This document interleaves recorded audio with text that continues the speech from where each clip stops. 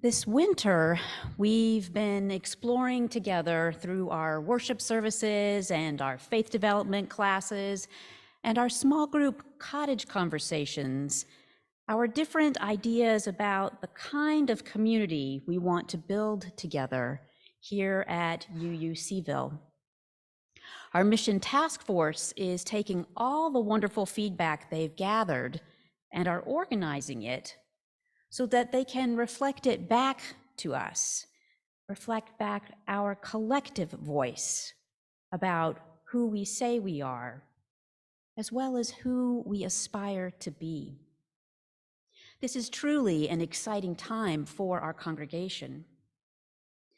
As I've been thinking about the revisioning of our congregation's mission statement, I'm reminded of the wisdom of Maria Harris.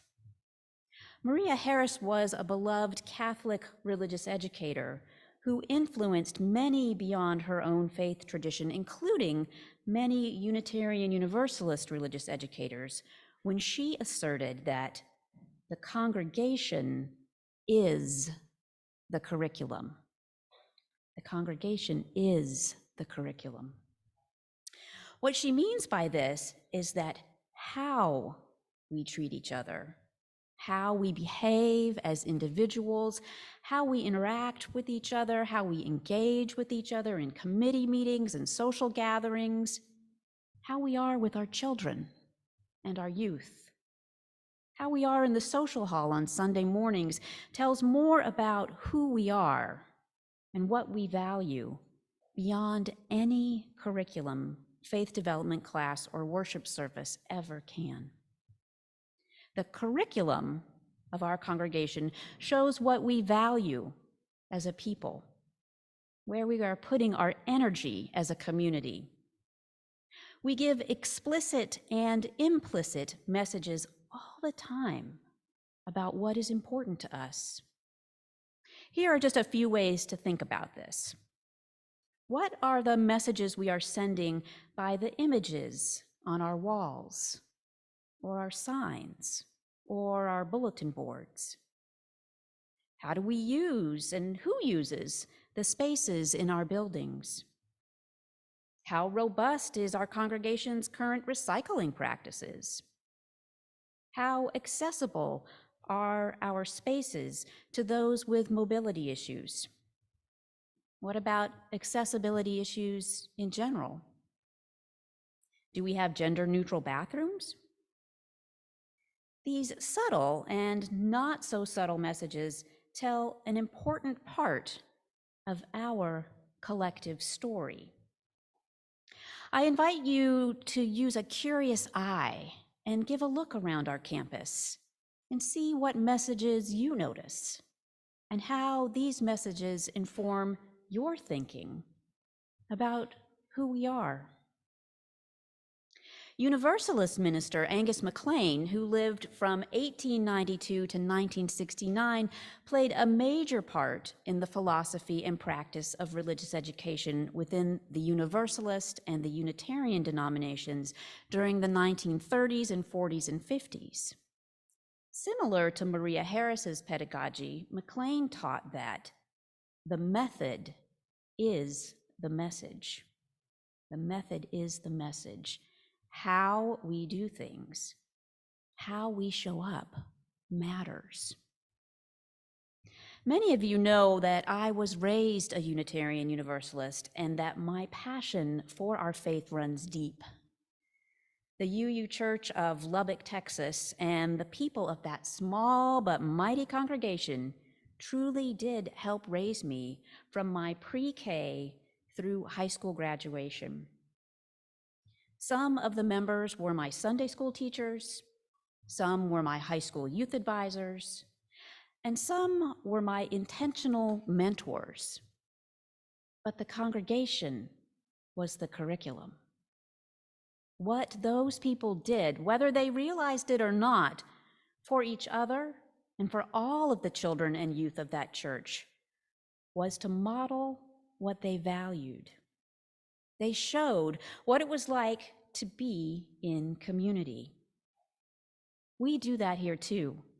And as we sang in our opening hymn, we build the common good and make our own days glad. When I started 7th grade, which in Lubbock was the beginning of junior high, I met someone who would be a close friend for life. With his permission, I share part of his story with you this morning. Jimmy was and is smart. He ended up being our high school valedictorian. He has an infectious laugh and a sharp wit. He is also kind and loving. As a 7th grader, Jimmy was an awkward adolescent trying to make sense of the world and figure out his place in it.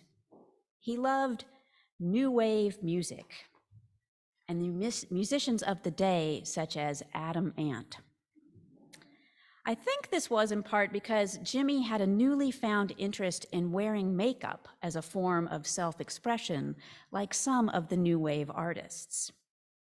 I remember Jimmy using some of my makeup, and yes, I did wear it back in the day, to experiment and add his own creative striping to his face.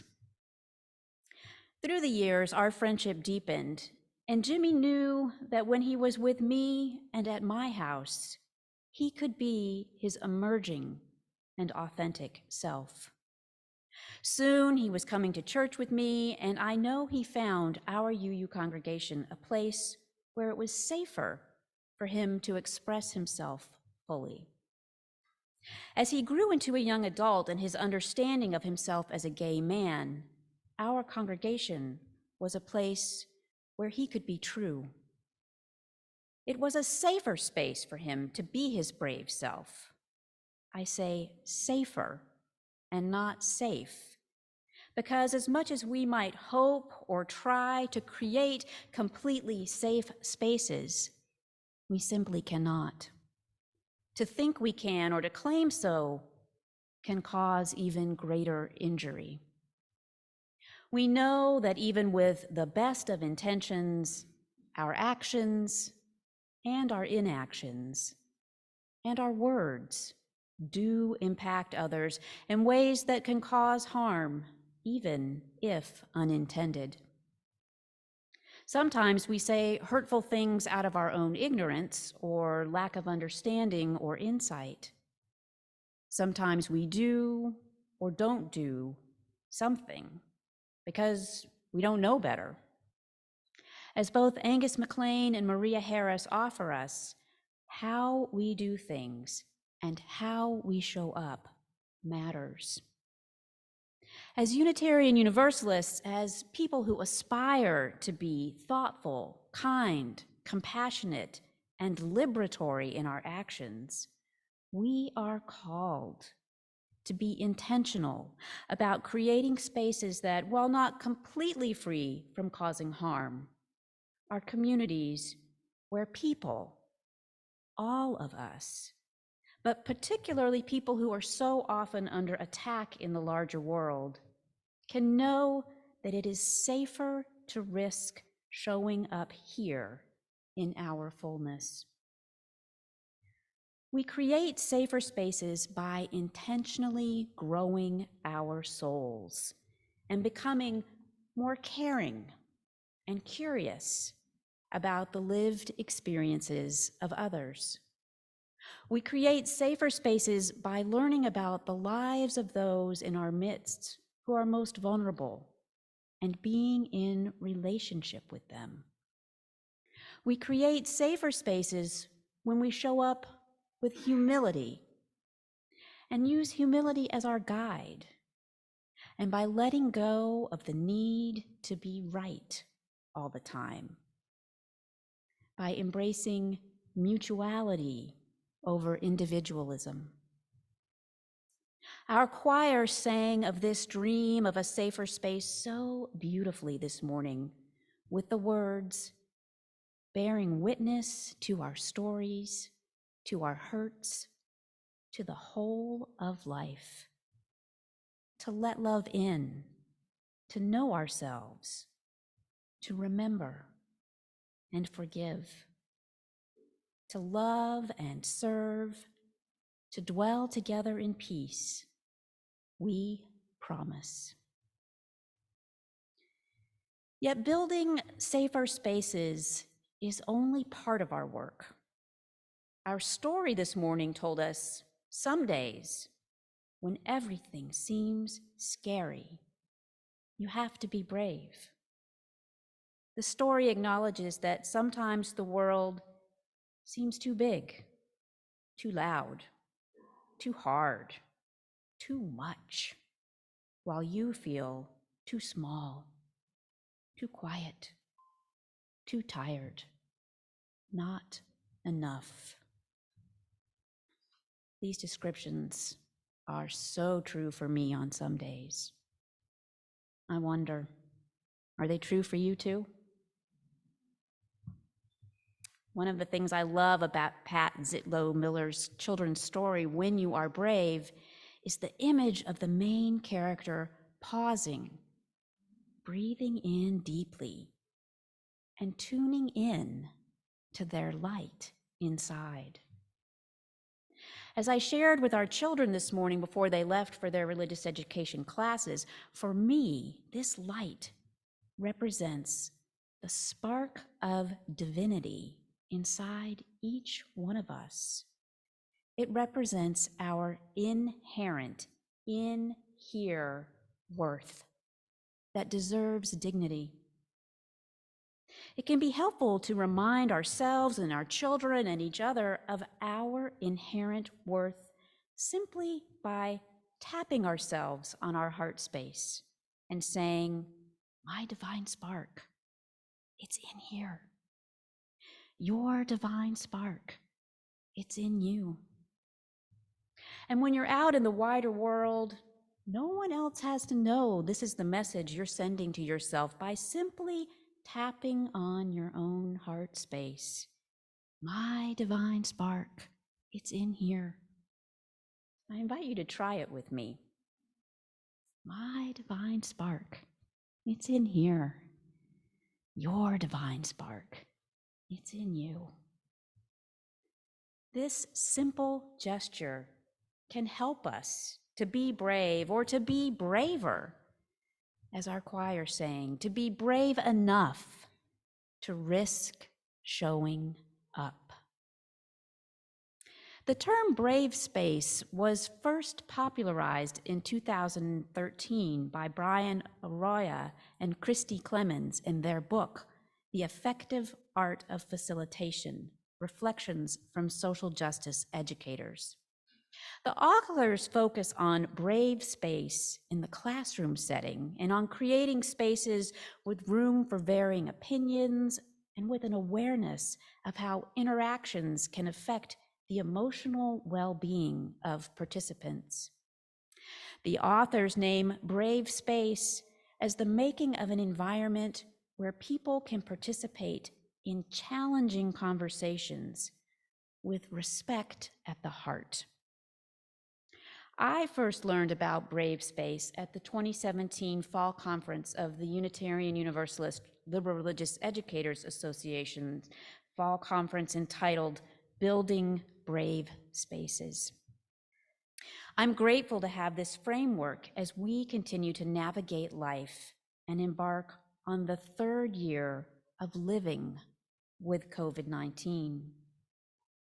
These past 3 years have been hard on all of us.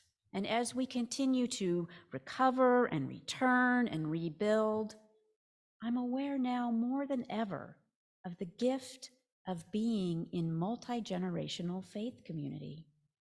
The opportunity to gather and to be together across generations has become even more meaningful to me after feeling so keenly the separation and isolation we endured.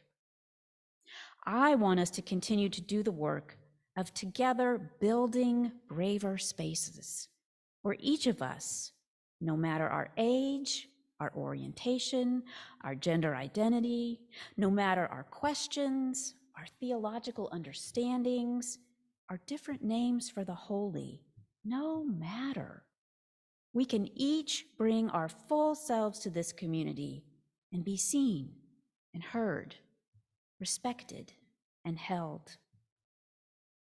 I dream of a braver space where we can both speak our dearest truths and listen to each other's deepest longings without fear of judgment or belittlement.